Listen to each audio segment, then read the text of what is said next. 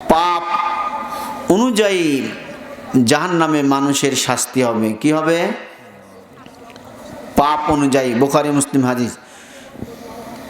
সামুরা ইবনে জুনদুব থেকে বর্ণিত, তিনি বলেন, মিনহুম মান তাখুযুন নারু ইলা কাবাইহি, তাদের মধ্যে থেকে কিছু মানুষের আছে তাদের শাস্তি নির্ধারণ করা হবে দুই পায়ের টাকনো। কোথায় থেকে? দুই পায়ের টাকনো।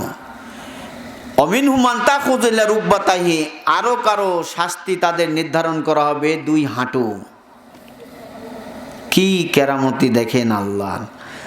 অমিনহুম মান তাখুযু নারু ইলা হুজুজাতিহি, কারো শাস্তি নির্ধারণ করা হবে কোমর পর্যন্ত। অমিনহুম মান তাখুযু নারু ইলা তারকুয়াতিহি, কারো শাস্তি নির্ধারণ করা হবে তাদের মধ্যে গলা পর্যন্ত। আরো হাদিস আছে, শাহমাতাল উজনাইহি, তার দুই কান বরাবর হবে, নাক বরাবর হবে, মাথা হাবুডুবু খাবে। এরকমভাবে আপনার পাপের শাস্তি নির্ধারণ হবে। জাহান্নাম আপনার টাকনো পূর্বে, উপর পূর্বে না। এই কি কেরাসমতি, কি আল্লাহর অলৌকিক শাস্তির ব্যবস্থা।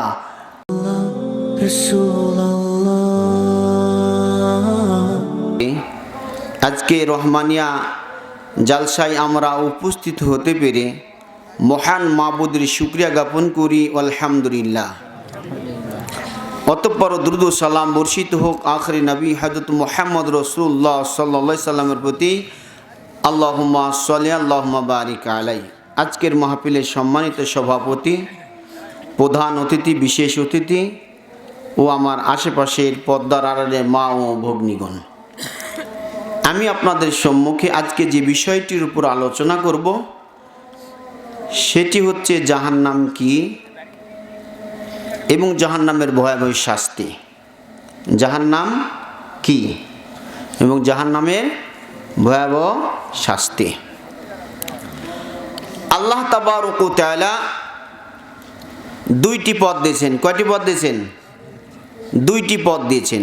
একটা হলো সিরাতাল মুস্তাকিম, আর একটা হচ্ছে সিরাতুশ শয়তান। মানে একটি আল্লাহর পথ, আর একটা হচ্ছে কার পথ? শয়তানের পথ। তো আল্লাহর পথ যেটি, সেটি কি? জান্নাতের পথ। আর শয়তানের পথ যেটি, সেটি হচ্ছে কি? কথা বলতে হবে, জাহান্নামের পথ। তাহলে জাহান্নামের পথে আকর্ষণ বেশি না জান্নাতের পথে আকর্ষণ বেশি? বলেন। জাহান্নামের পথে। আবার একটু উল্টা করে বলি, আদেশ, যে সমস্ত আদেশ আছে, এই আদেশগুলি বেশি আকর্ষণ না নিষেধগুলা বেশি আকর্ষণ? আদেশগুলা কোনগুলি? আদেশ যেটি হলো আল্লাহর প্রতি ঈমান আনতে হবে, নামাজ পড়তে হবে, রোজা রাখতে হবে, সম্পদ থাকলে যাকাত দিতে হবে, হজ করতে হবে, এইগুলি, তাই না? তো এইগুলির প্রতি আকর্ষণ আছে। আকর্ষণ কিসে? নিষেধ। আরবিতে একটা প্রবাদ বাক্য আছে যে হারিসু মিম্মা মুনি আলাহু, যাকে যে কাজে নিষেধ করা হবে ওটাতে কি হবে? আকর্ষণ হবে। কেন নিষেধ করলো? ধরলেন আপনার বাড়িতে নাতি আছে বা ছোট বাচ্চা আছে, যখন ওকে বলবেন যে বাবু তোমার ওই আইসক্রিম খাওয়া হবে না, ফ্রিজের মিষ্টি খাওয়া হবে না, তখন ও কি বলবে? যে কেন আব্বু, কেন নানা, কেন দাদা, খাওয়া হবে না কেন? বলবে না? এখন ও বারবার আপনাকে প্রশ্ন করবে আর বারবার ফ্রিজ করবে। নানি, দাদি, বাবা, মা সবাই মিলে কি করবে? তাকে, ওকে আটকানোর চেষ্টা করবে, কিন্তু ওর টানটা সবসময় ওই দিকে বেশি আছে। কারো যদি নেশা ওঠে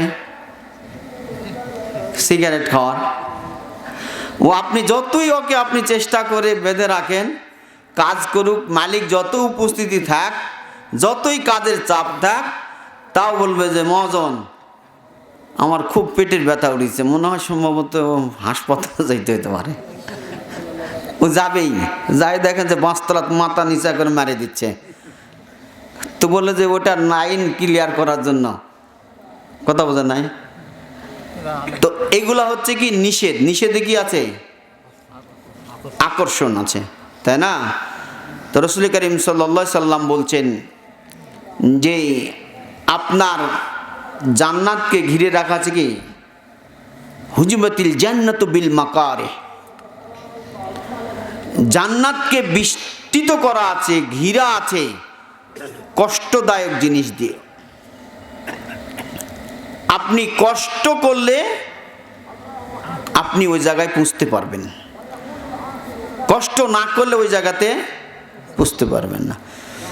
আপনারা কৃষক, আপনারা দেশের কিন্তু ভিআইপি মানুষ, কিন্তু কারণ রাজনৈতিক ব্যক্তি যারা থাকে তারা কিন্তু বক্তৃতা দেয় যে গ্রামের পাঁফাটা টাকার খুব দাম, তাই না? এই যে আপনারা কথাটি বলে, কিন্তু আমি মনে করি যে কৃষক হচ্ছে বাংলাদেশের ভিতর সবচেয়ে ভিআইপি। কারণ কৃষকের ঘাম, মাথার ঘাম মাটিতে ফেলে হাড়ভাঙ্গা খাটনি করে আপনি সম্পদ উৎপাদন করার পর বাজারজাত হলে বাবুরা খেতে পায়, দাম কার বেশি হলো? এখন যদি বলেন যে না, বাবুরা ব্রেন না দিলে তো আপনি একটা কৃষক বুঝতো না। বেটা, তোমাকে ব্রেন দেওয়া হয়েছে কৃষকের সম্মানের জন্য দেওয়া হয়েছে, ওটা অন্য কারোর জন্য দেওয়া হয় নাই। এইখানে আপনাকে যে কাজটি করতে বলা হয়েছে সেটা হলো শ্রম দিতে বলা হয়েছে। আপনি শ্রম দিলে আপনার সম্পদ ভালো থাকে, ধান ভালো থাকে, আগাছা মুক্ত থাকে, পোকামাকড় মুক্ত থাকে। তাহলে আপনি সুস্থ ভালো ধান ঘরে নিলে আপনি কি পাবেন? ভালো ফসল, সোনালী ফসল আপনি ঘরে তুলতে পারবেন। কথা কি ঠিক আছে না বেলাইন বললাম?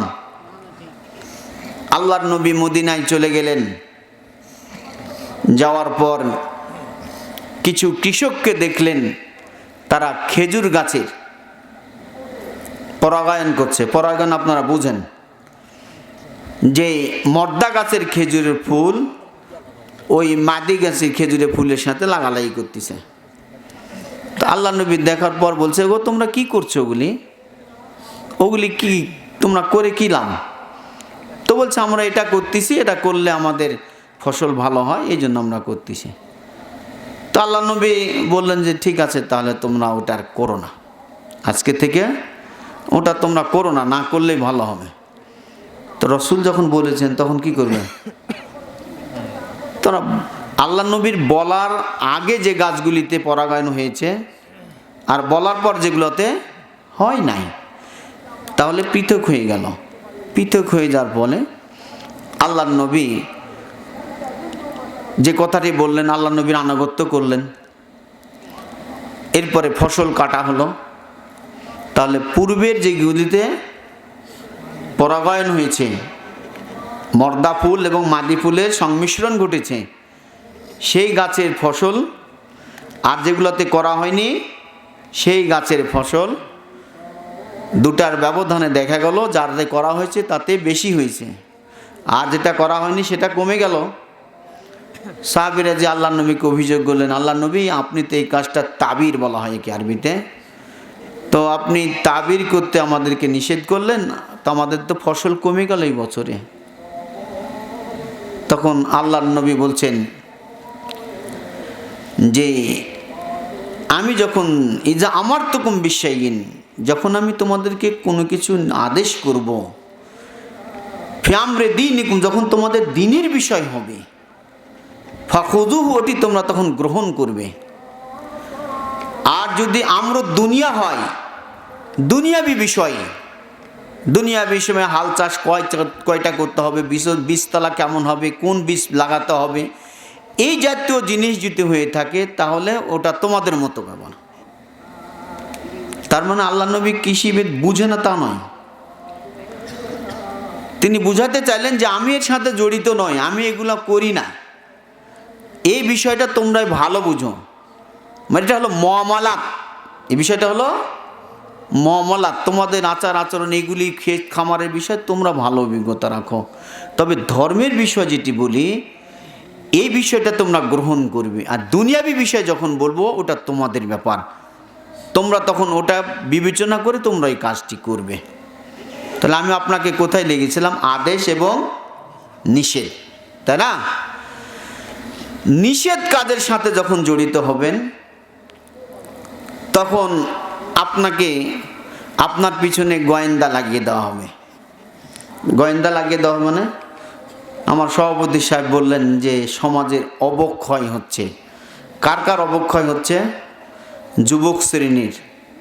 ঠিক আছে, যুবক শ্রেণীর প্যান্ট এখন কিন্তু কোমরের নিচে আপনার বালু দেওয়া যাবে, এক এক বস্তা বালু দেওয়া যাবে, এরকম প্যান্ট পরে। কি ভাই, বিয়াদবি হলো নাকি? মুরব্বীরা যে হুজুর ইঙ্গা করে কয়কা, মানে এমন প্যান্ট পরা পরে যে আপনি পিছন দিক থেকে বা ওই বালুর বস্তা সোজা করে ধরবেন, আর প্যান্টের নিচ দিয়ে বের হয়ে যাবে, এটা আছে।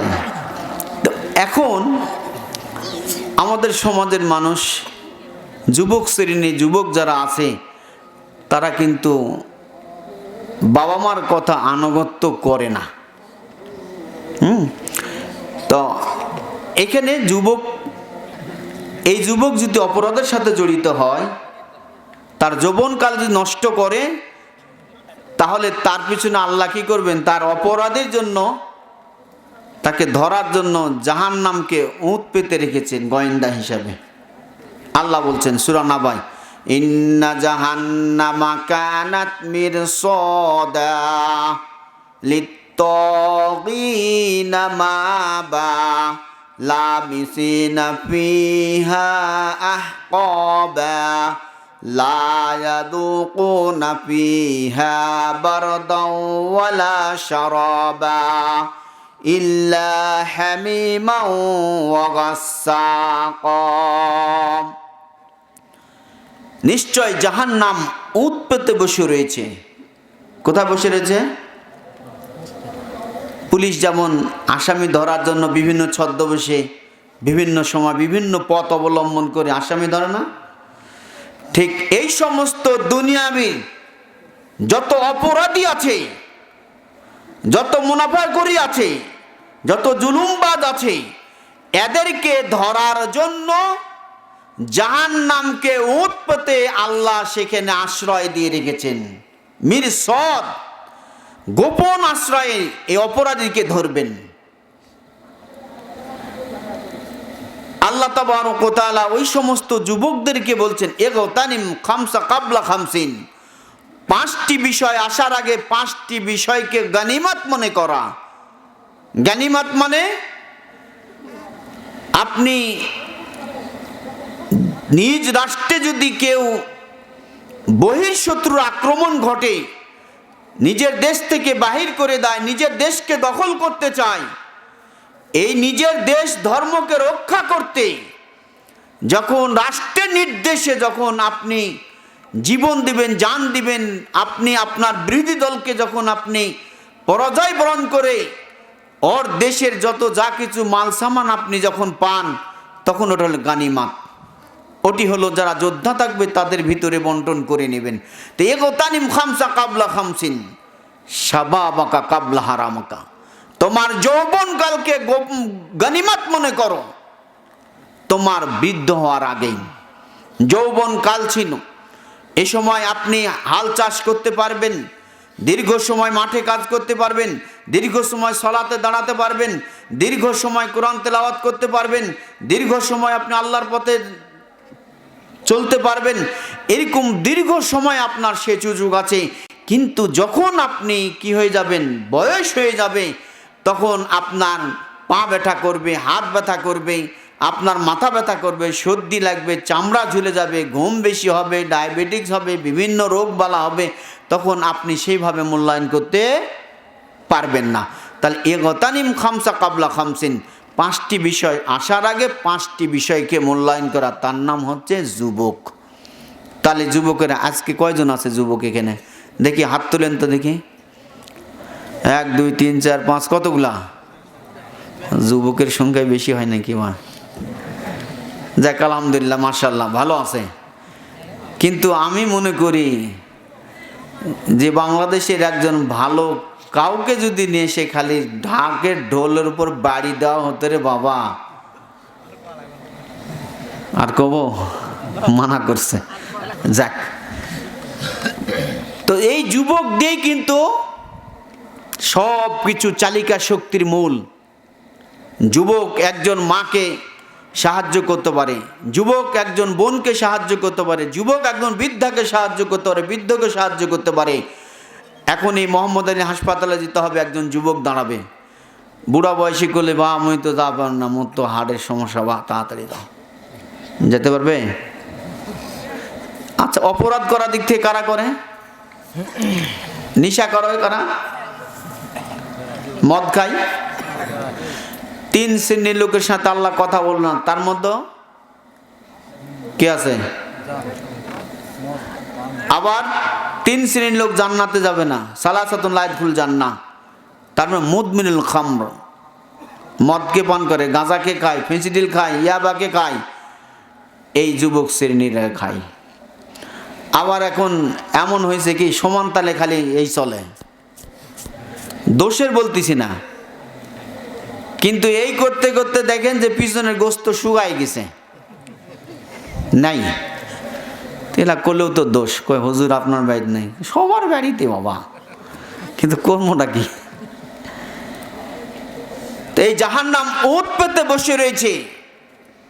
ইন্না জাহান্নামা কানাত মিরসাদা, নিশ্চয় জাহান্নাম ওট পেতে বসে রয়েছে। লিত্তাগিনা মাআবা, যারা হচ্ছে সীমা লঙ্ঘনকারী, যারা সীমা অতিক্রম করেছে, এই সমস্ত সীমা লঙ্ঘনকারীর হচ্ছে ঠিকানা মাআবা, তার আশ্রয়স্থল, তার থাকার জায়গা। এরপরেই লাবিসিনা ফিহা আহকাবা, তাকে সেখানে অবস্থান করতে হবে যুগ যুগ ধরে। আহকাব শব্দটির তাফসিরে ইবনে কাসিরের ভিতর বা অন্যান্য তাফসিরের ভিতরে পাবেন যে, আমরা বলি না একটা কথা, যদিও হাদিস সহিহ নয়, তারপরে বলি যে 1 ওয়াক্ত নামাজ ছেড়ে দিলে 80 হোবকা জাহান্নামে বসবাস করতে হবে। কে বলছে 80 বছর? কথাটার গুরুত্ব আছে, কিন্তু এটার সীমা নেই। এটা কি নাই? সীমা নাই। খালি বলছে আমরা মুসলমান, কালেমা পড়েছি, আমি তো জান্নাত পেয়ে গেছি। ঠিক আছে, কালেমা আপনি পড়েছেন, এটা ভালো, ঠিক আছে, ওটা পাবেন। ওটা হলো মক্কার কথা ছিল, মক্কাতে খালি বললেই হতো, ইয়া আইয়ুহান নাস কুলু লা ইলাহা ইল্লাল্লাহ তুফলিহুন, হে মানব সকল লা ইলাহা ইল্লাল্লাহ বলো, তাহলেই তোমরা মুক্তি পেয়ে গেলা, তাহলে তোমরা একেবারে জান্নাত তোমাদের জন্য। মান ক্বালা লা ইলাহা ইল্লাল্লাহ মুখলিসান মিন কলবিহি দাখালাল জান্নাহ, লা ইলাহা ইল্লাল্লাহ যে অন্তর থেকে খাঁটিভাবে পাঠ করবে, জান্নাতি। তাহলে এখন হুজুর, এখন লা ইলাহা ইল্লাল্লাহকে প্রমাণ করতে হলে আপনাকে 5 ওয়াক্ত নামাজে আসতে হবে। লা ইলাহা ইল্লাল্লাহ ঠিক করতে হলে আপনাকে রমজান মাসে সিয়াম পালন করতে হবে। লা ইলাহা ইল্লাল্লাহ ঠিক রাখতে হলে, আপনি ধনবান হলে আপনার উপর 2টি আরো অতিরিক্ত দায়িত্ব, সেটি হলো যাকাত, সেটি হলো হজ। এইগুলি হচ্ছে লা ইলাহা ইল্লাল্লাহর হচ্ছে ফলাফল। এটি যদি আপনার না থাকে তাহলে ওটি প্রমাণ করে না। যেমন একটি হাদিসে আছে, খেতলালে সেদিন ওটি বলেছিলাম মসজিদের উপরে, যে বাশিরুল মাশিনা ইলাল মাসাজিদি, যে যারা অন্ধকারে মসজিদে যাতায়াত করে তাদেরকে জান্নাতের শুভ সংবাদ দাও। বলে আলহামদুলিল্লাহ। আপনারা ফজরের সালাতে একটা মুরব্বী মানুষ টুকটুক টুকটুক করে যান না, ওই ব্যক্তিটাকে কি বলছেন যে তুমি জান্নাতের শুভ সংবাদ দাও। আরেকটি হাদিস আছে, ফাশহিদু আলাল ঈমান, যারা মসজিদে যাতায়াত করো ওদেরকে ঈমানদার হিসাবে সাক্ষী দাও। বলে আলহামদুলিল্লাহ। তাহলে আপনারা যারা যাতায়াত করেছেন তারা হচ্ছে কি আপনারা ইমানদার। আপনারা যারা এই মাহফিলে বসেছেন তারা কি ইমান হারা নাকি? তা আমরা কি ইমানদারকে ইমানদার আমিনু বিল্লাহি রাসূলি, যারা ইমান এনেছে ওরা আবারও ইমান আনো। তার মানে কি আপনাদের ভিতরে ইমান নেই?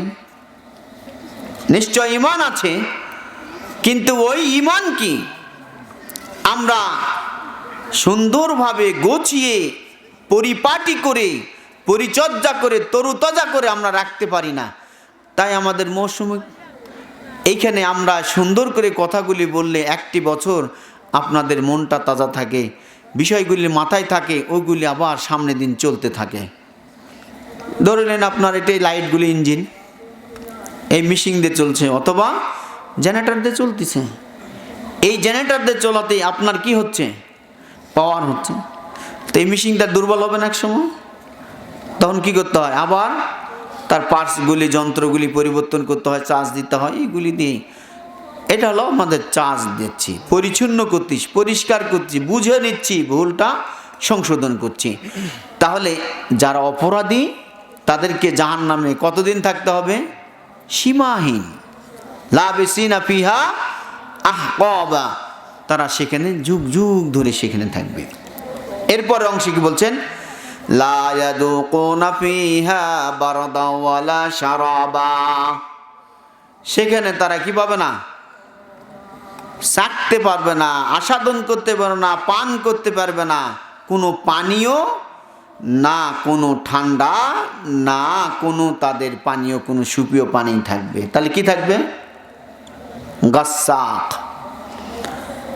মানুষের শরীরের কোনো জায়গায় কেটে গেলে, পচে গেলে তারপরে কি বার হয়? ওখান থেকে ফোড়া হলে রক্ত পুঁজ বের হয় না?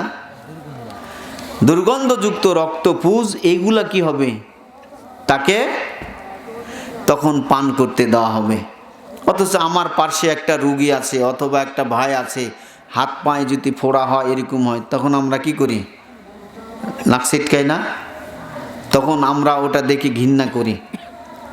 তো এরকম তো এইগুলি হচ্ছে কি সেই সময়তে আপনার এই জাহান্নামে আপনার এগুলি খাদ্য। এ কি কাদের জন্য? যারা অপরাধী। তাহলে অপরাধীকে ধরার জন্য কি জাহান্নাম উৎপত্তি বেশি রয়েছে, এটা একটা পেলেন। এবার আসেন, আমরা যে দুনিয়াতে আগুন ব্যবহার করি, এই আগুন জাহান্নামের আগুনের তুলনায় আপনার দুনিয়ার আগুন কিন্তু সহজ, কিন্তু জাহান্নামের আগুন 69 ভাগ বেশি, আরও ফারেনহাইট বেশি উত্তপ্ত করা আছে। আন আবি হুরায়রা ক্বাল রাসূল সাল্লাল্লাহু আলাইহি ওয়াসাল্লাম নারুকুম জুজুম মিন সাবিনা জুজাম মিন নারি জাহান্নাম কিলা ইয়া রাসূলুল্লাহ ইন কানাত লাকাফিয়াতান ক্বালা ফুদ্দিলাত আলাইহিন্না বিতিসাতি ওয়া সিত্তিনা জুজান কুল্লুহুন্না মিসলু হারহা। আল্লাহ নবী বলতেছেন, তোমরা যে আগুন ব্যবহার করে থাকো ওই আগুনটা 70 ভাগের একটি অংশ। এরপরে তখন আল্লাহ নবীকে বলতেছেন যে যদি দুনিয়া আমরা যে আগুনটা ব্যবহার করি এটা জাহান্নামে যে একটি অংশ, তাহলে এই অংশটি যদি রেখে দেওয়া হতো, তো বলছে যে দুনিয়ার আগুন এটা শাস্তি দিলে তো যথেষ্ট, এটাই আমাদের হাত পুড়ে যায়, পা পুড়ে যায়, তাই কত কষ্ট পাই, তাহলে এটা যদি রেখে দেওয়া হতো। আল্লাহ নবী দুনিয়ার আগুনের আর গুণ বর্ণনা করলেন না। ক্বালাত ফুদ্দিলাত আলাইহিন্না বিতিসআতি ওয়া সিত্তিনা জুজআন কুল্লুহুন্না মিসলু হারহা, যে তোমাদের আগুনের উপর জাহান্নামের আগুনকে 69 ভাগ বেশি উত্তপ্ত করা হয়েছে, বেশি জ্বালানিতে আরো গরম করা হয়েছে, আর প্রত্যেকটা অংশের আগুনের সমপরিমাণ তাপ আছে। বল নাউজুবিল্লাহ। আল্লাহ তাবারক ওয়া তাআলা আশরাফুল মাখলুকাত হিসাবে কাকে ঘোষণা করেছে? গরু ছাগল? কাকে? আমার আব্দুল সুবহান ভাই মনে হয় বলেছেন এই কথাটা, এরকম যে মানুষের আকল সম্পর্কে বলেছেন। আল্লাহ বলেছেন ওয়ালাকাদ দারানা জাহান্নামা কাসীরাম মিনাল জিন্নি ওয়াল ইনস। আল্লাহ অধিকাংশ জিন এবং ইনসান দিয়ে জাহান্নাম ভরাবেন। তাহলে অধিকাংশ জিন এবং ইনসান দিয়েই কি হবে? জাহান্নাম পরিপূর্ণ হবে। তাহলে আল্লাহ এত সুন্দর করে লাকাদ খলাকনাল ইনসানা ফি আহসানি তাকওয়িম, আল্লাহ তাবারক ওয়া তাআলা এই মানুষকে কত না সুন্দর অবয়ব কাঠামো দিয়ে তৈরি করেছে। আর এই মানুষটিকে আল্লাহ তাবারক ওয়া তাআলা আশরাফুল মাখলুকাত হিসাবে ঘোষণা করেছেন। এরপর এই মানুষটিকে আবার জাহান্নামের আগুনে নিক্ষিপ্ত হতে হবে, জাহান্নামের শাস্তি দিবেন। তাহলে কত বড়, কত পর।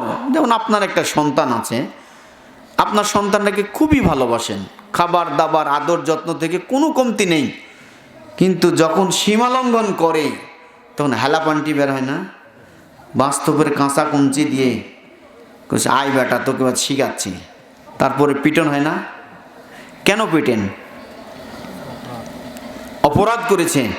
তাহলে আপনি একটা মানুষ, আল্লাহ আপনাকে দয়া দিয়ে সৃষ্টি করেছেন, আপনিও দয়া করেছেন, কিন্তু তারপর আপনার এই স্নেহ মমতা দিয়ে ভালোবাসার পুত্রটিকে আপনি শাস্তি দিচ্ছেন। কেন দিচ্ছেন? তাকে ভালো করার জন্য, শুদ্ধ করার জন্য, পরিষ্কার করার জন্য, তার ভুল ভাঙিয়ে দেওয়ার জন্য, ভুল ধরে দেওয়ার জন্য কি দিয়েছেন? তাকে শাস্তি দিয়েছেন। রাসূল করিম সাল্লাল্লাহু আলাইহি সাল্লাম বলছেন শাসন করবে কখন? কখন শাসন করবে? মুরু আওলাদাকুম বিসসালাহ, তোমরা তোমাদের সন্তানদেরকে নামাজের আদেশ করো। তোমরা কি করো? তোমাদের সন্তানদেরকে নামাজের আদেশ করো। ওহুম আবনা সাবআ সিনিনা, যখন তাদের বয়স কত? 20 বছর, 40। বিবাহিত কখন? 7। বয়স যখন 7 হবে তখন তাদেরকে নামাজের নির্দেশ দিবে। কি দিবে? নামাজের নির্দেশ দিবে। এরপর অফার রিকুবাই নাহুল মাদাদে, এবং তাদের বিছানা আলাদা করে দাও। হুম আবনা আশারা সিনিনা, যখন তাদের বয়স 10 যখন হবে তখন কি করবেন? বিছানাটা আলাদা করবেন। কেন? আপনার ছেলে যুবক হতে চলেছে, মোষ উঠেছে, বগলে চুল উঠেছে, আর নিচে দেবো নাকি? না, ওই দিক যায় না, মুরব্বীর আছে। তো এরকম যখন হবে তখন কি হবে? আপনি আলাদা করবেন। এরপরে আপনার ছেলেকে তখন থেকে 7 বছর থেকে নামাজ শিক্ষা দিবেন। এই ট্রেনিং আছে, মক্তব আমাদের আছে, মক্তব আমরা তুলে ফেলেছি। কই দুনিয়া খেলো রে হুজুররা, দুনিয়া খেলো। দুনিয়া হুজুররা খাইছে না? দুনিয়া থেকে পড়াশোনা কে তুলিছে? গ্রামের লোকজন মক্তব বন্ধ করে দেয় নাই, এই জন্য কোরআন শিক্ষা উঠে গেছে। মানুষ আর কোরআন শিখতেছে, ওয়াজ শুনে, মাহফিল শুনে, ভালো করে হুজুরক লাখ লাখ টাকা দিয়ে নিয়ে আসে, এসে শোনাইতে না। তো যাক, আমি ওইদিকে যাচ্ছি না, অনেক কথা বের হবে ওইদিকে। তো তাহলে এই মক্তব সিস্টেম চালু আপনার পৃথিবীর সর্বপ্রথম, পৃথিবীর বিদ্যাপীঠ হলো মসজিদ। মসজিদ দিয়েই পড়াশোনা শুরু হয়েছে পৃথিবীতে, কিন্তু আগে কিন্তু স্কুল কলেজ দিয়ে শুরু হয় নাই। আপনারা জানেন ইতিহাস, এই শিক্ষার প্রথম ইতিহাস হচ্ছে মসজিদ দিয়েই এবং ধর্ম দিয়েই শুরু হয়েছে। এবং আল্লাহ নবী সাল্লাল্লাহু আলাইহি সাল্লাম হীরা গুহায় তিনি যখন ওহী প্রাপ্ত হয়েছেন তখন কি পড়া দিয়ে শুরু হয়েছে। কি সূরার নাম কি? সূরাতুল আলাক। কয়টি আয়াত নাজিল হয়েছিল? ইকরা বিসমি রাব্বিকাল্লাযী খলাক, পড়ো তোমার প্রভুর নামে যিনি তোমাকে সৃষ্টি করেছেন। আর এখন আমরা কি থাকবো না কেউ বদ্ধ ঘরে, দেখবো একবার জগৎটাকে। জগতের কি দেখবা? ফেন্সিডিল, ইয়াবা, আইস, তামাক, জর্দা, গোল, বিড়ি, এইগুলি, তাই কি না ভাই? আপনার মন খারাপ করেন না, কয় হুজুরিলা কি কন। তাহলে এটি হলো আপনার 69% জাহান্নামের দুনিয়ার আগুনের উপরে তাকে উত্তপ্ত করা হয়েছে। এবার আসেন, পাপ অনুযায়ী জাহান্নামে মানুষের শাস্তি হবে। কি হবে? পাপ অনুযায়ী। বুখারী মুসলিম হাদিস। সামুরা ইবনে জুনদুব থেকে বর্ণিত, তিনি বলেন মিনহুম মান তাখুযুন নারু ইলা কাবাইহি, তাদের মধ্যে থেকে কিছু মানুষের আছে তাদের শাস্তি নির্ধারণ করা হবে 2 পায়ের টাকনো। কোথায় থেকে? 2 পায়ের টাকনো। অমিনহুম মান তাখুযু ইলা রুকবাতাহি, আরো কারো শাস্তি তাদের নির্ধারণ করা হবে 2 হাঁটু। কি কেরামতি দেখেন আল্লাহ। অমিনহুম মান তাকুন নারু ইলা হুজুজাতিহি, কারো শাস্তি নির্ধারণ করা হবে কোমর পর্যন্ত। অমিনহুম মান তাকুন নারু ইলা তারকুয়াতিহি, কারো শাস্তি নির্ধারণ করা হবে তাদের মধ্যে গলা পর্যন্ত। আরো হাদিস আছে শাহমাতাল উজনাইহি, তার দুই কান বরাবর হবে, নাক বরাবর হবে, মাথা হাবুডুবু খাবে, এরকমভাবে আপনার পাপের শাস্তি নির্ধারণ হবে। জাহান্নাম আপনার টাকনো পূর্বে, উপর পূর্বে না। এই কি কেরাসমতি, কি আল্লাহর অলৌকিক শাস্তির ব্যবস্থা! আপনাকে দুনিয়াতেই আপনাকে বুঝিয়ে দিচ্ছে পাপ যেরকম হবে সেরকম শাস্তির ব্যবস্থা হবে। টাকনু পরিমাণ যদি আপনার পাপ হয় ওই পর্যন্ত আল্লাহ শাস্তি দিবেন। আল্লাহ বলছেন অমা জল্লামিল আবিদ, আমি কোনো বান্দার উপর অত্যাচারী জালেমি করব না, কোনো জুলুম করবে না। তিনি যতটুকু শাস্তি দেওয়া দরকার, তাহলে কারো যদি হাঁটু থেকে হয় তাহলে হাঁটু, কারো যদি কোমর পর্যন্ত হয় তাহলে কোমর পর্যন্ত, কারো যদি গলাদেশ পর্যন্ত হয় তাহলে গলাদেশ পর্যন্ত। তাহলে এইভাবে আপনার কি হবে? শাস্তি। তাহলে জাহান্নাম উৎপত্তি বসে রয়েছে। এবার আসেন, জাহান্নাম অন্য জায়গায় আছে তৈরি করা, সেখান থেকে টেনে হিঁচড়ে নিয়ে আসা হবে। আন ইবনে মাসউদিন ক্বাল ক্বাল রাসূল সাল্লাল্লাহু আলাইহি ওয়াসাল্লাম ইউতাবি জাহান্নাম ইয়াউমাইজিন লাহা সাবুন আলফা জিমাম মা কুল্লি জিমামিন সাবুন আলফা মালাকিন ইয়াজুরুনাহা। যে জাহান্নাম অন্য জায়গাতে আছে সেখান থেকে টেনে হেঁচড়ে বিচারের কাঠগড়ায় সেখানে উপস্থিত করানো হবে। এরপরেই তার উপরে জান্নাতের রাস্তা দেওয়া হবে, পার হলেই আপনার জান্নাত। যে রাস্তাতে পার হবেন তার নাম হলো পুলসেরাত। তার নাম কি? ব্রিজ। পুলসেরাতটা কীরকম হবে? চুলের চেয়েও তীক্ষ্ণ, চিকন হবে, তরবারি ধারের চেয়েও আরও চিকন হবে। এরকম পথ দিয়ে হাঁটবে, কেউ বিদ্যুৎ বেগে যাবে, কেউ দৌড়িয়ে যাবে, কেউ হামাগুড়ি দিয়ে যাবে, কেউ ধীরে ধীরে রামমাল করে যাবে। এরকমভাবে মানুষ বিভিন্নভাবে যাবে। কিছু মানুষ সেখানে পড়ে যাবে, কাউকে টেনে ফেলে দেওয়া হবে। এইভাবেই যখনই পড়ে যাবে তখন ওটাই জাহান্নাম। ওটা কি হবে? ওটাই জাহান্নাম। তো ইউতাবি জাহান্নাম ইয়াউমাইজিন লাহা সাবুন আলফা জিমাম, সেখানে ৭০,০০০ লাগাম থাকবে। কটি থাকবে? ৭০,০০০ লাগাম থাকবে। বলবো যে জাহান্নামের আবার লাগাম কিরকম?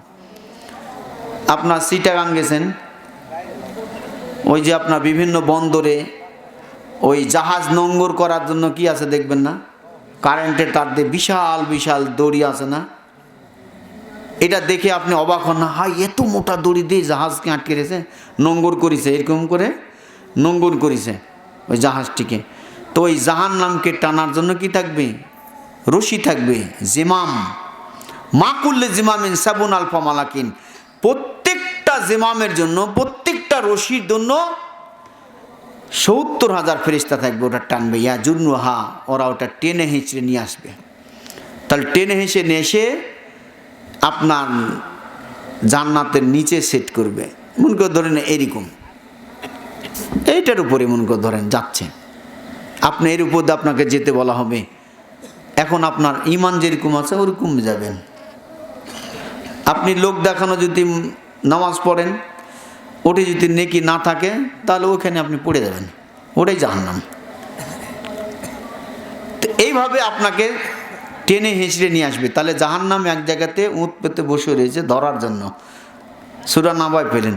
মুসলিম শরীফের হাদিস দ্বারা প্রমাণ করে যে ওই জাহান্নামকে টেনে হেঁচড়ে সেখানে উপস্থিত করানো হবে, সেখানে সেটিং দিবে এবং ওইখানে আপনাকে ওর উপর দিয়ে পার হতে হবে। কার উপর দিয়ে? জাহান্নামের উপর দিয়ে পার হবেন। এখন এই জাহান্নামের উপর দিয়ে পার হবেন। এখন যদি আপনার ইমান ঠিক থাকে তাহলে আপনার যাত্রা ঠিক, ইমান ঠিক নাই, আপনার যাত্রাও ঠিক নাই। টিকিট কাটেন না, গাড়িওয়ালার টিকিট দেওয়ার পরও, টাকা দেওয়ার পরও বলে যে ভ্রমণের পূর্বেই কত মিনিট আগে কি স্টেশনে হাজির হতে হবে, 15 মিনিট বা 20 মিনিট। তারপরে আপনার যাত্রার তারিখ ঠিক আছে কি না সেটাও দেখে নেবেন, ঠিক আছে না? তো আল্লাহ কি সব ঠিকঠাক প্রশ্ন বলে দেয় নাই? বলেছে কি না? কবরের টিকিট দেয় নাই, প্রশ্নপত্র ফাঁস হয়েছে। আল্লাহ কিন্তু প্রশ্ন ফাঁস করে দিয়েছেন। কি কি ফাঁস করছেন বলেন তো, বলেন। প্রশ্ন ফাঁস করছে কি কি বলেন? পরীক্ষা দিতে হবে আজকে। 100-র ভিতরে 100, GP5 পাওয়ার জন্য তো অনেক চেষ্টা করতেছে। বলেন, কে বলেন? 3টা প্রশ্ন ফাঁস করছে। এবার বলেন। এই তো একেবারে 100-র ভিতরে 100 পেলেন। তো তারপরে কেন গো কবরে আমরা ভয় পাই? আমার দাদা গেছি, বাবা গেছে, মা গেছে, নানা গেছে, আত্মীয় স্বজন গেছে, প্রতিবেশী গেছে, সবাই গেছে। তারপর এখন যদি কবরে পড়া যাইতে বলা হয়, কেউ যাবে? কেন, কি ভয়? আচ্ছা ওগুলি থাক। আপনার হাড় কোথায় ভাঙলো, পেটে কি বাচ্চা আছে, কোথায় কি রোগ হচ্ছে, মিশিংয়ের ভিতর ঢিকাতে সব বলতেছে, তাই না? তো কবরের ভিতর দুটো ক্যামেরা ঢুকে দিয়ে আসেন না গা, এই যাবৎ পর্যন্ত দিতে পারিছে? এত বড় একটা প্রমাণ থাকতে তারপরও বেঈমানেরা এত নাস্তিকতা করে, এত তা আল্লাহর বিদ্রোহিতা করে, আল্লাহর বিরুদ্ধে লড়াচড়া করে। ব্যাপারটা কি? তাহলে আগের হাদিসে পেলেন পাপ অনুযায়ী আপনার শাস্তি নির্ধারণ হবে, তাই না? এবার আসেন, যদি আপনাকে জাহান্নামের 2টা জুতা পরিয়ে দেওয়া হয় তাহলে কি হবে? এবার দেখেন। ওয়ান নুমান ইবনে বাশিরিন قال قال رسول الله صلى الله عليه وسلم الله نعلان وشراكان من نار يغلي منه دماغهم كما يغلي المرجال ما يرى انه احد اشد منه عذابا وان له اهانهم عذابا। নুমান ইবনে বাশির থেকে বলতে তিনি বলেন, রাসূল করিম সাল্লাল্লাহু আলাইহি ওয়াসাল্লাম বলেছেন, যেই ব্যক্তির জন্য জাহান্নামের 2টা জুতা নির্ধারণ করবে, স্যান্ডেল, আমি স্যান্ডেল ব্যবহার করি না, এই 2টা যখন জাহান্নামে 2টা স্যান্ডেল নির্ধারণ করা হবে, ইয়াগলি মিনহুমা দিমাগাহু, তখন তার মাথা টকবক করে ফুটতে থাকবে। মানে পাতিল যেমন পানি জাল দিলে মা বোনেরা যেমন ভাত তুলে দেয়, পানি কি করে টকবক করে ফুটে না, ঠিক যখনই 2টা স্যান্ডেল আপনার পরিয়ে দেওয়া হবে তখন টকবক করে ফুটতে থাকবে। এই যখনই ফুটাফুটি শুরু হবে এরকম, তখন তার মগজ সকলে সব কিছু বেরিয়ে যাবে এরকম, এবং সে মনে করবে যে এটা সবচাইতে কঠিন মনে হয় আমাকে শাস্তি দেওয়া হচ্ছে। ওয়া ইন্নাহুম লাহুন আযাবান, কিন্তু এটা তার জন্য সবচেয়ে একেবারে নিম্নমানের শাস্তি, সবচাইতে সহজ শাস্তি এটা তার জন্য। একটা আগুনের কয়লা যদি আপনার হাতে দেওয়া হয়, নিতে পারবেন? ওই যে মুসা আসিয়ার ঘরে যখন ফিরাউনকে একটা চড় মারিয়েছিল না, তো তখন বলছে এটাই আমার শত্রু হতে পারে, তা আমি একে রাখবো না, এটা আমার শত্রুকে মেরে ফেলতে হবে। তা আল্লাহর দিন কিভাবে রক্ষা করতে হয়, আল্লাহর শত্রুর ঘরেই কিন্তু নবী পালিয়েছে। তো এক চড়েই বুঝতে পারছে যে কত ওজন সে চড়ের, ঠিক আছে না? তো তখন মুসাকে একটা ফুল অথবা খেজুর আর একটা ওই আগুনের অঙ্গার কয়লা দেওয়া হয়েছিল। তখন মুসা সাবালক না নাবালক এটা প্রমাণ করার জন্য আসিয়া বলছে, তুমি মারো না, এটা নাবালক। নাবালক বলে, যত জোরে চড় মারিছে এটা দাদার চেয়েও বেশি হয়ে গেছে। তো বলছে ঠিক আছে, প্রমাণ করো, পরীক্ষা করা হোক। কি দিয়ে? তখন ওরকম একটা ফুল আর একটু কয়লার আগুন নিয়ে এসে দেওয়া হলো, অথবা বলছে খেজুর আর হচ্ছে আপনার ওই কয়লার আগুন। তো আল্লাহ তাবারক ওয়া তাআলা যেভাবে ইশারা করেছে, ওই আপনার কয়লার আগুনটা নেওয়ার পর তার মুখে দেওয়ার সাথে সাথে জিহ্বাটা পুড়ে গেল, তোতলা হয়ে গেল। যখনই তোতলা হয়ে গেল তখন তো দিনের কাজে কিছুটা সমস্যা। তখন মুসা আলাইহিস সালাম আল্লাহর কাছে দোয়া করলেন, আল্লাহ তুমি আমার ভাই হারুনকে আমার সহযোগী হিসাবে প্রেরণ করো। ওয়াহলুল উকদাতাম মিন লিসানি ইয়াফকাহু কওলি, যেন জাতিরা আমার কথাটা বুঝতে পারে। ওযীরাম মিন আহলি, আমার আহাল থেকে আমার ওযীর, আমার সহযোগী নির্ধারণ করা হোক, মন্ত্রী দেওয়া হোক আমাকে আমার কাজকর্ম পরিচালনার জন্য।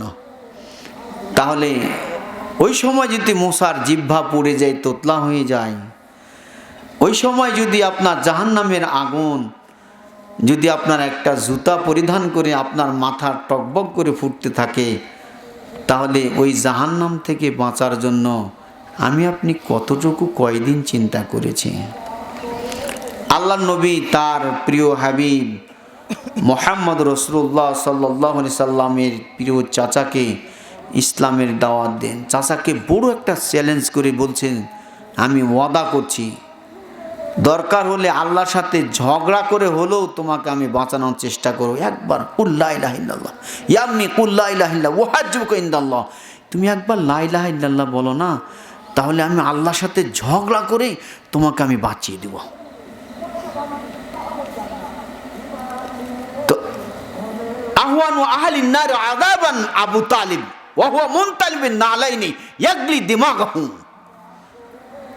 যে সহজ শাস্তির মধ্যে সবচেয়ে কম শাস্তি হলো যে তাকে জাহান্নামের দুটা জুতা পরিয়ে দেওয়া হবে। কাকে? আবু তালিবকে। তো ইয়াগলি দিমাগাহু, তাহলে তার জুতা দুটা পরার সাথে সাথে মাথার মগজ টকবক করে ফুটতে থাকবে। তাহলে আবু তালেবের জন্য আল্লাহ নবীর এই সুপারিশে এতটুকু তার জুতার নির্ধারণ হলো কতটুকু? স্যান্ডেল দুটা জাহান্নামের জুতা নির্ধারণ হলো তার জন্য। আর এই দুটা জুতা তার জন্য কি হয়ে যাবে? বড় কঠিন হয়ে যাবে। মনে করবে যে আমাকে সবচাইতে বড় কি দেওয়া হলো, শাস্তি দেওয়া হচ্ছে, কিন্তু আসলে বড় শাস্তি সেটি নয়। এরপরে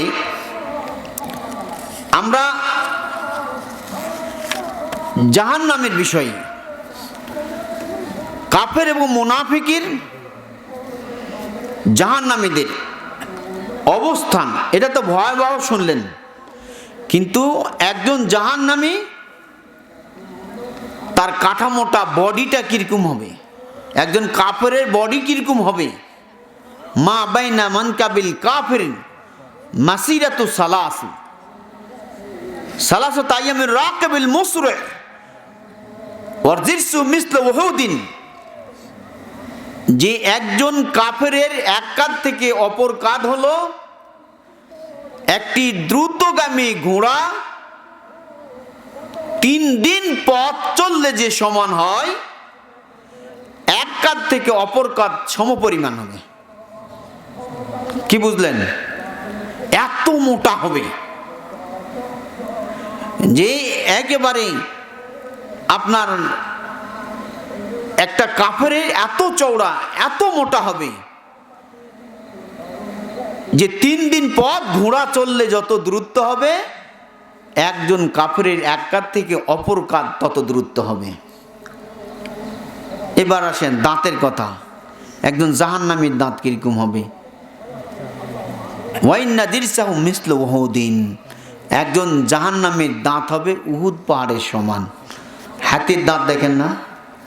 হাতির দাঁত দেখে তো এক হাত দাঁত দেখে ও মা রে কত বড় দাঁত, এরকম একটা কথা বলেন না? কিন্তু আপনি জাহান্নামীদের দাঁত দেখে আপনার কি হবে? সবচাইতে বেশি ভয় হবে। তাহলে মানকাবিল কাফির মাসিরাতু সালাসাত আইয়াম রাকিবিল মুসরি, আপনার 3 দিন পথ চললে যত দূরত্ব হয়, একজন কাফেরের এক কাঁধ থেকে অপর কাঁধের দূরত্ব হবে। এরপরে হাদিসে দেখেন আপনার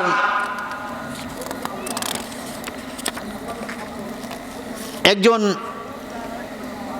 জাহান্নামী, এই জাহান্নামে যে পূর্বে এই জাহান্নামের আগুনের ভয়াবহ অবস্থায়, এখানে আপনার 3টি ধরন বর্ণনা করা আছে।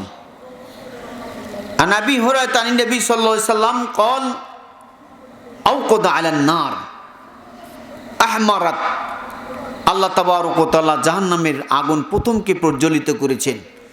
যখন প্রথম আগুন প্রজ্বলিত করেছে তখন আগুন লাল হয়ে গেছে, আহমারাত, একেবারে আগুন দাও দাও করে জ্বলছে।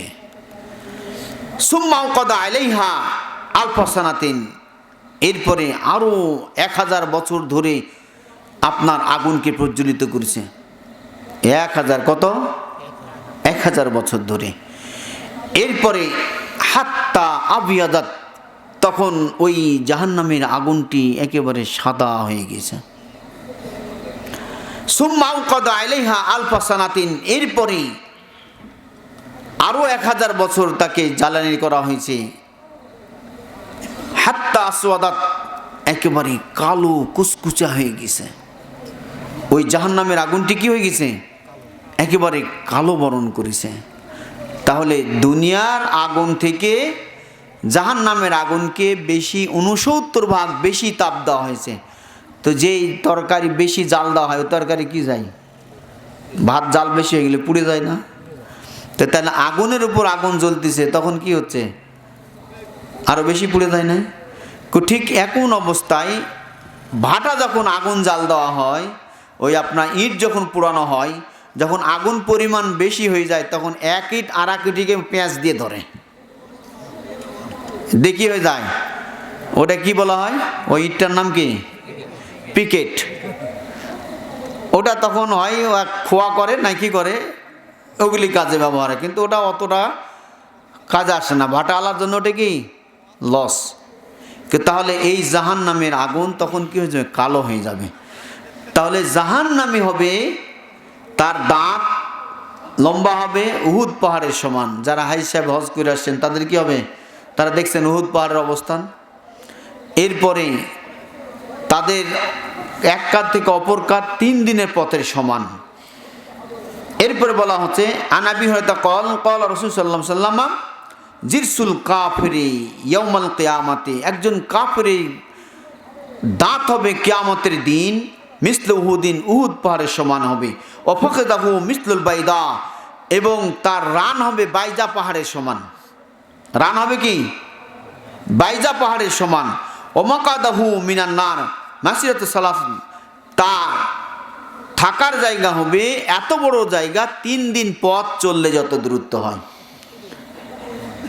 এরপর বলছে মিসলুর রবজাতি, মদিনা থেকে রবজা যত দূর তত দূর পর্যন্ত তার কি হবে? থাকার জায়গা হবে, বসার জায়গা। আপনারা কতটুকু বসে আছেন এই জায়গার ভিতর? অনেকটি লোক না, এটি 1000 লোক ধরবে বা 2000। ঠিক আপনার ওই জাহান্নামীকে জাহান্নামে বসার জায়গা লাগবে কতটুকু? আপনার রবজা থেকে মদিনা যত দূর, এরকম। এরপরে আসেন পরের হাদিস পেলে আরো স্পষ্ট হবে। আন আবি হুরায়রা قال قال রাসূল সাল্লাল্লাহু আলাইহি ওয়াসাল্লাম ইন্না গিলজা জিলদিল কাফিরি ইসনান ওয়া আরবাউনা জিরআন, একজন কাফেরের দেহের চামড়া হবে 42 হাত মোটা। কতটি মোটা হবে? আচ্ছা, ওই যে গন্ডার দেখেন না, গন্ডার, ওর বলে গুলি করলেও বলে ফোটে না কেউ। তাহলে আল্লাহ এত মোটা চামড়া দিবে, তারপরে আগুনে কি হবে? পুড়ে যাবে। তো তাহলে তার 42 হাত কি হবে? চামড়া হবে মোটা। ওয়াইন্না জিরসাহু মিসলা উহুদিন, এবং তার দাঁত হবে উহুদ পাহাড়ের সমান। এখন আসেন, তাহলে বডি পেলেন কিরকম হবে, তার দাঁত কিরকম হবে জাহান্নামী সেটি পেলেন।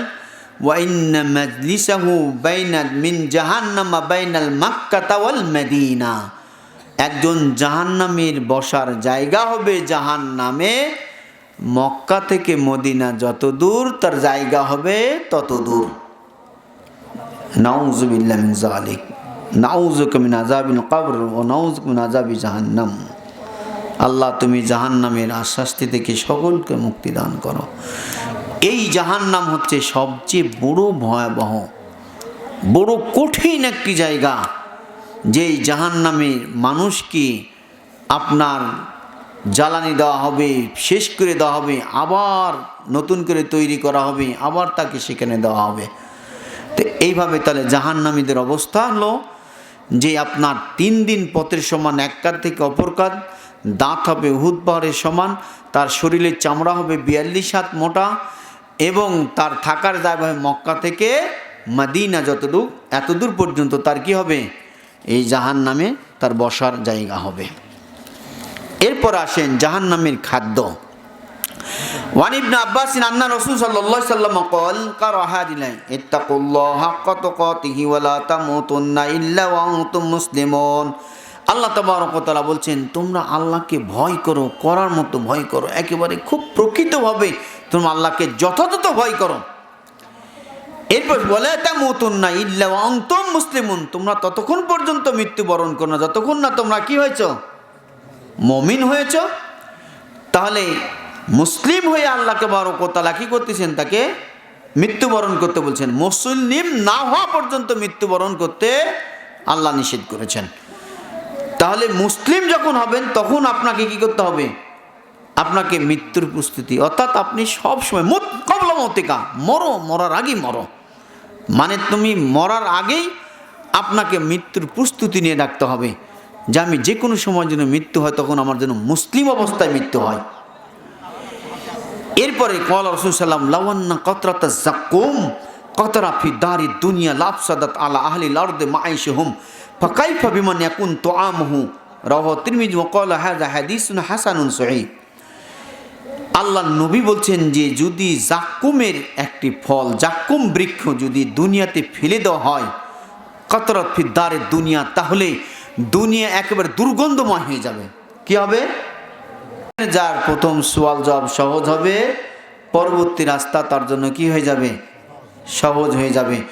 তাহলে আমরা এখানে এতগুলি মানুষ জীবিত থাকার পরেও আমরা কিন্তু বাবা মাকে দাফন করে আসার পর আর কিন্তু কেউ মোবাইল করি না, করি খোঁজ খবর নেই, খালি না একটু বলতে পারি রব্বির হামহুমা কামা রব্বায়ানি সগীরা, হে আল্লাহ আমার বাবা মা ছোট অবস্থায় যেভাবে আমাকে লালন পালন করেছে সেভাবে তুমি তাদেরকে যখন বৃদ্ধ হয়ে গেছে আল্লাহ তুমি সেভাবে তাদেরকে দয়া করো। এটা একটা বদলা। এটা কি মানে আপনি যখন শিশু ছিলেন কিছুই বুঝতেছিলেন না, পায়খানা প্রসাব সব কিছু কি বাবা মা, আমরা কি বাচ্চাদের প্রসাব পায়খানা ঠিক করে দিচ্ছে না? ঠিক এরকম বাবা মা যখন বয়স হয়ে যাবে তখনও তারা কি করবে, এইভাবে তারা এগুলি ঠিকঠাক করবে। কিন্তু কি হবে না, আমরা ওই কবরের খোঁজ রাখতে পারতেছি না। কবরের 3টা প্রশ্ন ফাঁস হয়ে গেছে, আমরা সেই কবরের প্রশ্ন আমরা কি উত্তর দিতে পারছি না। তাহলে কবরের প্রশ্ন আমরা 3টা যদি প্রস্তুতি না নিতে পারি, আমরা বুকে হাত দিয়ে বলতে পারবো না যে আমরা ওই কবরের জবাবটা, আমরা সওয়াল জবাবটা ভালো দিতে পারবো। সবাই মোল্লা মুন্সি হাজি গাজী সবাই ইয়া নাফসি সব বসে আছে। আমরা এতটুকু নামাজের ভিতরে এই কথাটুকু বলার মতো সুযোগ হয় না, কিন্তু হুজুর হাত তুলে মোনাজাত করলো না, এটা বড়ই মন খারাপ। কি হলো, একটা খাবার শেষে যদি থালা চেটে নাই খাওয়া হলো, এটা একটা খাওয়া হলো, কত ফিতনা, বলছে এটা ফিতনা এরকম। কিন্তু আল্লাহর নবী কখন কোন জায়গাতে দোয়া করতে বলেছেন এটি কি আমরা কোনদিন দেখেছি? জাহান্নাম থেকে বাঁচার জন্য আল্লাহর নবী দোয়া শিক্ষা দিচ্ছেন। ফাতেমাকে বলছেন ইয়া ফাতেমা সিল মা শেতে, ফাতেমা চাও, চাওয়ার যদি কিছু হয় এখনই চেয়ে নাও, পরকালে তোমার জন্য আমি কিছু করতে পারবো না। নবী তার মেয়েকে সরাসরি কথা বলছে, দুনিয়াতে যদি চাওয়ার কিছু হকে তুমি চেয়ে নাও, কিন্তু আমি তোমাকে পরকালে কিছু সহযোগিতা করতে পারবো না। বাবারা জান্নাতের টিকিট দুনিয়াতেই বিক্রি করে,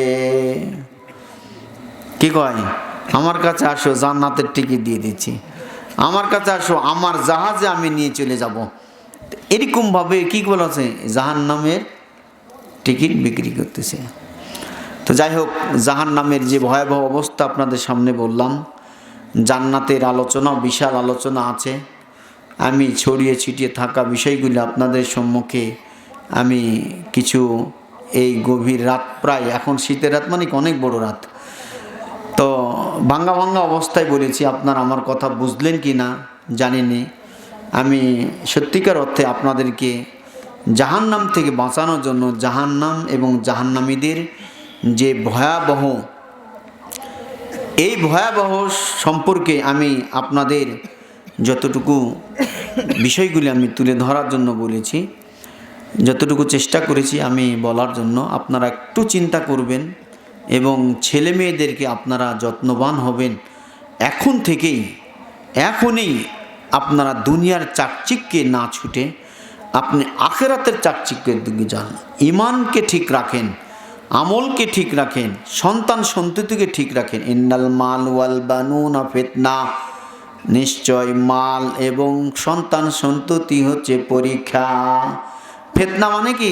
কাউকে কুবে কাবে মেরে ফেলতে এটাকে ফিতনা মনে করে। মানে কেউ কারোর উপর অত্যাচার করে ওটাকে ফিতনা মনে করে। ফিতনা বিভিন্ন ধরনের। আপনার একটা ছেলে শিক্ষিত নয়, ওটাই ফিতনা। আপনার ছেলে আপনার আদেশ মানে না, ওটাই ফিতনা। আপনার ছেলে 10টার আগে বাড়িতে ঢোকে না, ওটাই ফিতনা। আপনার ছেলে সংসারে সময় দেয় না, ওটাই ফিতনা। আপনার সন্তান পড়াশোনা করে না, ওটাই ফিতনা। আপনার সাথে সুসম্পর্ক নাই, ওটাই ফিতনা। স্বামী স্ত্রী সম্পর্ক ভালো নয়, ওটাই ফিতনা। ফিতনার কি ব্যাখ্যা দিবেন? আমরা একটা সবচেয়ে আমাদের সকলের সহজ একটা দোয়া আছে, সেটা কি? আল্লাহুম্মা রাব্বানা আতিনা ফিদ দুনিয়া হাসানা ওয়া ফিল আখিরাতি হাসানা ওয়া কিনা আযাবান নার। কি বলি? ইয়া আল্লাহ, তুমি আমাকে দুনিয়াতে হাসানাত দাও, পরকালেও হাসানাত দাও। হাসানাত বলতে কি বুঝি? কি বলেন তো? ভালো। ভালো বলতে কি বুঝি? কিসের ভালো? আল্লাহ, এবার আলু যেন 150 মন হয়, বুঝলাম ভালো, ধরিলাম ভালো, এটাও হাসানাত।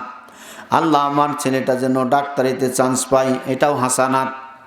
আমার মেয়েটা যেন সৎপাত্র হয়, একটা ভালো যেন বর পায়, এটাও হাসানাত। আমার ছেলেটা যেন 5 ওয়াক্ত নামাজি হয়, এটাও হাসানাত। আমার জামাইটা যেন 5 ওয়াক্ত নামাজ পড়ে, এটাও হাসানাত। আমার ছেলেটা মদ খায়, মদ ছেড়ে যেন মসজিদমুখী হয়, এটাও হাসানাত। আমার ছেলে মেয়েরা যেন বিপদ আপদে না পড়ে, এটাও হাসানাত। আমার আহাল পরিবার যেন কোনো গজবে না পড়ে, এটাও হাসানাত। আমার গ্রামবাসী যেন ভালো থাকে, এটাও হাসানাত। আমার ভাই সৌদি আরবে থাকে, মদিনায় থাকে, মক্কায় থাকে, আমেরিকায় থাকে, বিভিন্ন জায়গাতে থাকে, আল্লাহ তুমি তাদের সকলকে তুমি নিরাপদে রাখো, এটাও হাসানাত। আর হাসানাত কত বলবো? আপনার প্রতিবেশী আছে একটা রুগী, যখন যেই দিন জীবন যায় সেই দিন তাড়াহুড়া করে যায়, অমুকের বাপ মরতিছে, যাই আনে দেখায়, মুখটা দেখায়, ঠিক আছে? আল্লাহর নবী বলছেন, ইন্না ইয়াদাতুল মারিদ, যদি তোমরা কেউ এক সকাল ফিল মাসাই ওয়াস সাবাহ, এক সকাল অথবা এক সন্ধ্যা যদি তোমরা একজন রুগীকে দেখতে যাও, তাহলে তোমাদের জন্য সকালে গেলে 70,000 ফেরেশতা তোমাদের জন্য ক্ষমা করে।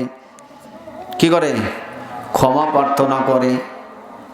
এক সকাল যদি একটা রুগীকে দেখতে যান, রুগী দেখার পদ্ধতি হলো লাবাসা তহরুন ইনশাল্লাহ, কপালে হাত দিবেন, হাত দিয়ে বলবেন লাবাসা তহরুন ইনশাল্লাহ, আল্লাহ আপনাকে সুস্থ করে দিবেন, ভয় করার কিছু কারণ নেই।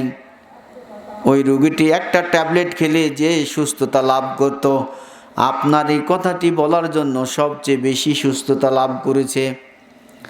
আপনাকে অনেক দিন থেকে দেখে নাই, আপনার সাথে কথা বিনিময় হলো, সালাম হলো, এটি হাসানাত। আপনি বললেন, ভাই আপনি আমার বড় ভাই, অনেক দিন থেকে দেখা সাক্ষাৎ হয়নি, ভাইরে অনেক পানি ছিঁড়লে, অনেক দিন কথা কাটাকাটি হয়েছে, রাগবাগ করে অনেক কিছু কথা বলেছি, ভাই তুমি বড় ভাই হিসাবে আমাকে ক্ষমা করে দাও। ও বলবে, ভাই তোমাকে ছোট ভাই হিসাবে অনেক বকাঝকা করেছি, অনেক দিন নামাজ পড়ার কথা বলেছি, তোমাকে আড্ডা দিতে নিষেধ করেছি, ভাই তুমি আমাকে ক্ষমা করো। তাহলে এই যে উভয়ের একে অপরের মনের যে দুঃখ বেদনা, এগুলি আগে আদান প্রদান হয়ে গেল। আর প্রত্যেকটি মুসলমান অপর মুসলমান দেখা হলে হাসি মুখে কথা বলতে হবে, এটা হলো সাদকা। এটা কি? সাদকা। আর যখন আপনি যাচ্ছেন, যাওয়ার পর মুখে রাখবেন, মুখটা গোমটা করে থাকলেন, থাকার পর ওটা কি হলো? পাপ হলো। তাহলে আপনার ভিতরে ওটা নেই, রাগ করে থাকলেন, গোসা করে থাকলেন, ওটি হাসানাত নয়। তাহলে এই জাহান্নাম থেকে বাঁচতে হলে আপনাকে আপনার দুনিয়াতেই আপনার আমল বলে দিবে। যেমন বললাম না যে মসজিদে যাতায়াত করলেই তোমরা সাক্ষী দাও ওই লোকটি ঈমানের উপরে আছে। তাহলে আপনি ইমানের উপরে আছেন, এটি প্রমাণ হলো মসজিদে যাতায়াত করতে হবে। এই জন্য পুরুষকে মসজিদে যাতায়াত করতে বলা হয়েছে। ওয়ান আবি হুরায়রা قال قال رسول الله صلى الله عليه وسلم لا تزال طائفة من أمتي, যে রাসূল করিম সাল্লাল্লাহু আলাইহি ওয়াসাল্লাম বলেছেন, আমার উম্মত ততক্ষণ পর্যন্ত ঠিক থাকবে যদি 4টি প্রশ্নের উপরে সে উত্তর দিতে পারে। 1 নম্বর হলো আন শাবাবিহি, যে তার যৌবনকাল সম্পর্কে, ওয়ান উমরিহি ওয়ান শাবাবিহি, তার হচ্ছে কি বয়স সম্পর্কে, তার এই বয়সগুলি কতদিন ছিল, কিভাবে কাটিয়েছে, মসজিদে কাটিয়েছে না যাত্রার প্যান্ডেলে কাটিয়েছে না সিনেমা হলে কাটিয়েছে না বাড়িতে ঘুমে ঘুমে সিম পেরেছে, এইগুলি তার বয়স সম্পর্কে তাকে জিজ্ঞাসা করা হবে। ওয়ান শাবাবিহি, আলাদা করে তার যৌবনকাল সম্পর্কে তাকে জিজ্ঞেস করা হবে, তার যৌবনকাল কত ছিল, এইভাবে তাকে এই যৌবনকাল সম্পর্কে হবে। কেলো ভাই, সমস্যা হচ্ছে নাকি? মাইক সারিয়ে দেবো? তাহলে আপনার এই যৌবনকাল সম্পর্কে আপনাকে জিজ্ঞেস করা হবে। তাহলে যৌবনকালটা কিভাবে আপনি অতিবাহিত করেছেন, কোথায় কিভাবে জীবনযাপন করেছেন সেটি দেওয়া হবে। এরপরে ওয়াশাবুন নাশা ফি ইবাদাতিল্লাহ সাবাতু ইযিল্লুহুমুল্লাহু ফি যিল্লি লা যিল্লা ইল্লা যিল্লাহু ইমামুন আদিলুন ওয়াশাবুন নাশা ফি ইবাদাতিল্লাহ, যেই দিন কিয়ামতের দিন আল্লাহর ছায়া ছাড়া কোনো ছায়া থাকবে না, একমাত্র আল্লাহ তাবারক ওয়া তাআলার ছায়া ব্যতীত ওই ছায়ার নিচে স্থান পাবে কে? ইমামুন আদিলুন, ন্যায়পরায়ণ শাসক, যারা ন্যায়পরায়ণ ইনসাফগার, যাদের দ্বারা প্রশাসনের কাজ চলে, যাদের দ্বারা আইন কানুন তৈরি হয়, যারা আইন তৈরি করে এবং জনগণের উপরে চাপায়, জনগণকে বুঝিয়ে দেয়, জনগণ আনুগত্য করে, এগুলি পরিচালনার ক্ষেত্রে ন্যায় নীতি অনুসরণ করে যদি করে থাকে, তাহলে এই ধরনের শাসককে আল্লাহ তাবারক ওয়া তাআলার তার আরশের নিচের ছায়ায় তাকে ছায়া দান করবেন। এরপর আরেকজন হলে কি? ওয়াশাবুন নাশা ফি ইবাদাতিল্লাহি, যে এমন এক শ্রেণীর যুবক যারা নিজেদেরকে আল্লাহর ইবাদতে গড়ে তুলেছে, যেটি সভাপতি বললেন যে তাহলে এই শ্রেণীর যুবককে কি হবে? সবচেয়ে বেশি উপস্থিতি থাকতে হবে কোথায়? মসজিদে। তাহলে বোঝা যাবে যে ওই যুবক ঠিক আছে। যদি যুবক মসজিদে অনুপস্থিত থাকে তাহলে ওই যুবক ঠিক নাই, কারণ সে কি করে নাই? আল্লাহর আনুগত্যে নিজেকে তৈরি করতে পারে নাই।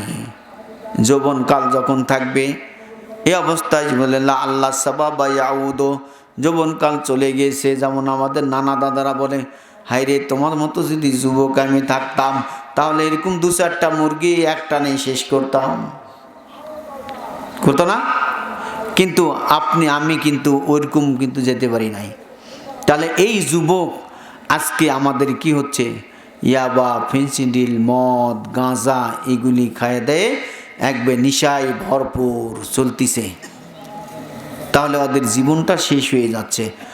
তাহলে আপনি যদি আমার এই বয়স, আমার এই যুবক, এই সম্পর্কে যদি আপনি যদি সচেতন না হই তাহলে কিন্তু আমরা পরকালে মুক্তি পাবো না। ইত্তাকুন নারা ওয়ালা বিশাক্কি তামরাতিন, জাহান্নাম থেকে বাঁচো যদিও একটা খেজুরের দানা হয়, একটা খেজুর হলেও তুমি জাহান্নাম থেকে বাঁচো।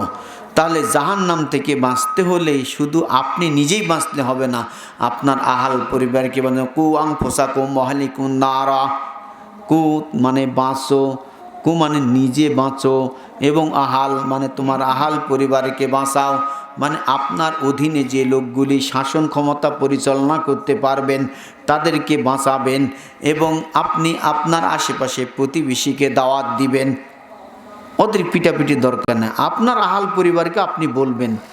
কু মানে নিজে বাঁচো, আমর আদেশ করা হচ্ছে, ওয়াহলিকুম নারা, এবং তোমার আহাল পরিবারকে বাঁচাও। তাহলে খেতাব করা হচ্ছে, সম্বোধন করা হচ্ছে যে আহালকে বাঁচাও, মানে আপনার আহাল পরিবার চলতেছে কিনা, আপনার দায়ুস হচ্ছেন কিনা। আর দায়ুসুল্লাহ খুলুল জান্নাত, দায়ুস যিনি হবে সে জান্নাতে যাবে না। দায়ুস কাকে বলে? যে দায়ুস মানে পরিবারের লোকজন যারা আছে তারা ওই মন্দ কাজ করে, পরিবারের বাবা মা ওই বাবার কর্মের উপরে সন্তুষ্ট, বাবা খুব ভালো, আমার যোগ্য, আমার মেয়ে ভালো ড্যান্স দিতে পারে, আমার ছেলে ভালো গাঁজা খাইতে পারে, আমার বেটা যা খাই খাক, বেশি চিল্লা পাল্লা করো না, আমার সোল কাছে তোমার টাকা দেখাই, তুমি বেশি চিৎকার করো, আমার সোল রাত্রে কোথায় থাকে না থাকে, তোমাকে দায়িত্ব দেওয়া হয়েছে নাকি, আমার মেয়ে যেখানে পারে সেখানে যাক, তোমার লাগবে না ওষুধ কি, আমার পরিবার সম্পর্কে কোনো কথা বলবে না।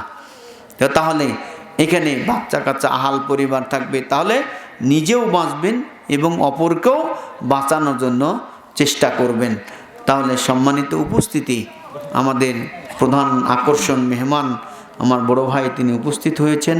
তো আমি রাতও অনেক হয়ে যাচ্ছে, এরপরে মাঠও ফাঁকা হতে ধরেছে, অধৈর্য হয়ে গেছেন, মেহমান আসছেন, আপনারা উঠে যাচ্ছেন, এটি কেমন লাগে?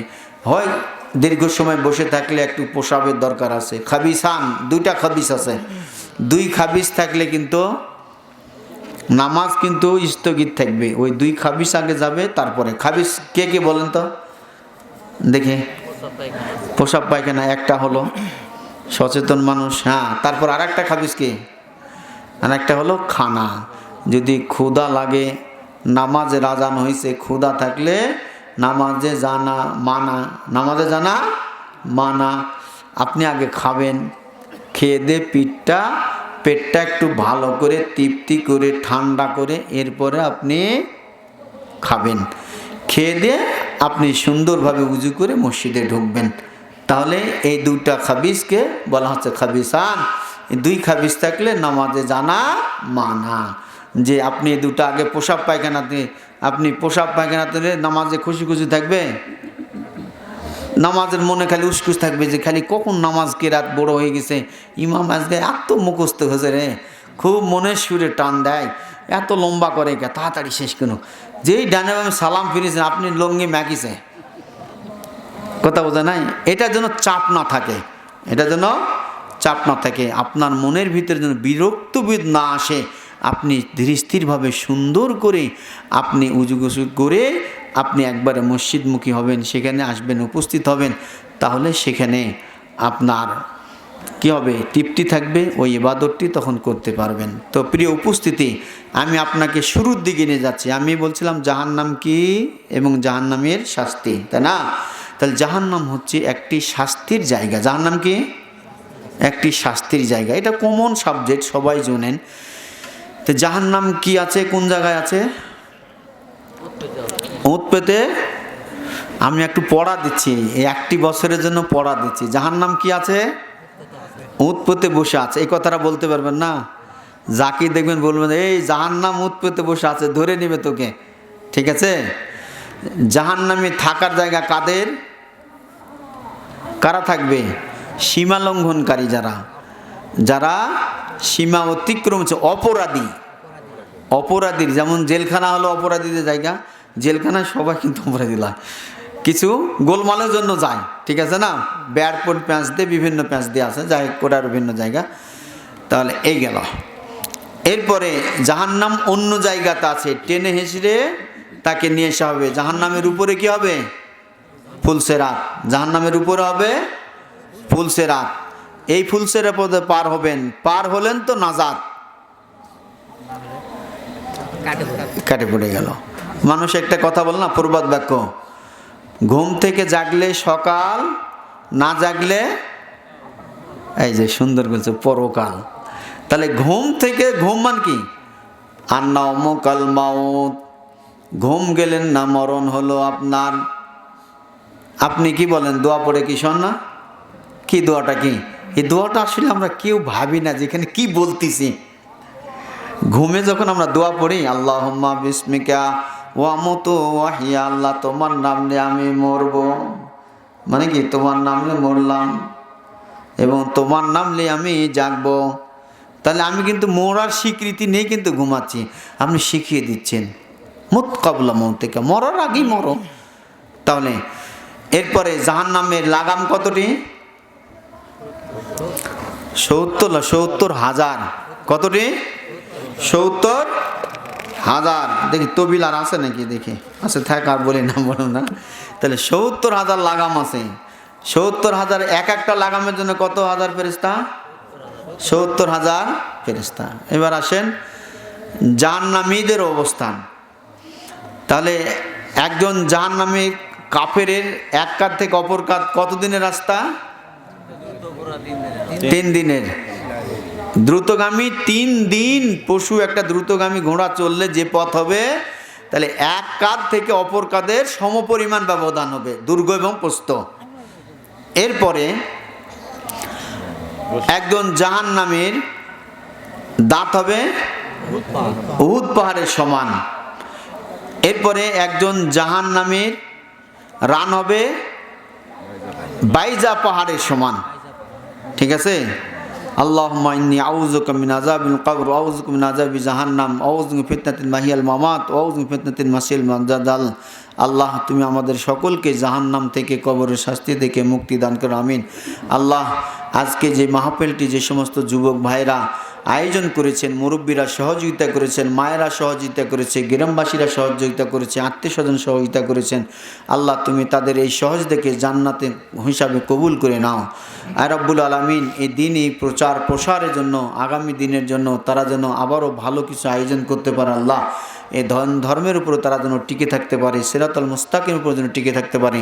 আল্লাহ, গ্রামবাসী এবং আত্মীয় স্বজন এবং যারা যেখানে বিপদগামী আছে তাদের সকলকে তুমি ক্ষমা করে তাকে মাগফুর মকবুল হিসেবে কবুল করে নাও। আয় রব্বুল আলামিন, যারা পাড়া মহল্লায় যারা অসুস্থ রয়েছে, আল্লাহ তুমি তাদের সকলকে সুস্থতা দান করো।